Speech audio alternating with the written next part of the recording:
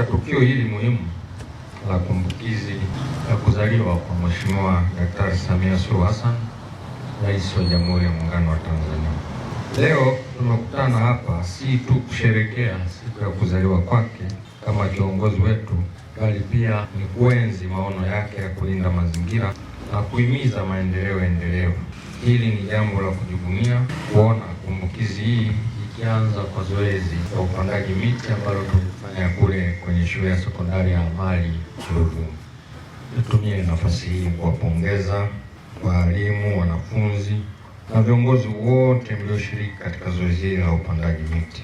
Miti tuliyopanda leo ni urithi wa vizazi vijavyo, lakini nitoe tu msisitizo kwamba jukumu letu hapaswi kuishia kwa kupanda pekee, bali ni muhimu zaidi kuhakikisha miti hiyo inatunzwa, kuhakikisha inakuwa ili iweze kutimiza lengo lililokusudiwa la kuhifadhi mazingira.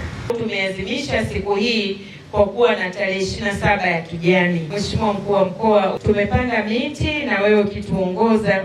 Miti hii itakuwa ni alama hai. Miti ina manufaa mengi katika utunzaji wa mazingira, lakini pia tunaendelea kumshukuru sana Mwenyezi Mungu kwa ajili ya Mheshimiwa Rais wetu Dr. Samia Suluhu Hassan ambaye ametupatia, na sisi tutaendelea kumwombea. Kwa msimu wa mwaka 2025-2026 mkoa wa Ruvuma utapanda jumla ya miti milioni 6,812,574 ambayo itapandwa katika halmashauri zote pamoja na mashamba ya serikali mkoa mzima kwa ajili ya mbao, vyanzo vya maji, mapambo pamoja na matunda. Hivi leo tarehe 27 mwezi wa kwanza 2026 katika zoezi la kuadhimisha 27 ya kijani na kuzaliwa kwa Mheshimiwa Rais wa Jamhuri ya Muungano wa Tanzania, kimkoa hapa shule ya sekondari ya Amali Ruvuma tutapanda miti 3,000 kuzunguka maeneo yote ya shule na mingine tutagawia wananchi kwa ajili ya kupanda kwenye maeneo yao. Mahitaji ya kupanda miti hapa ni makubwa.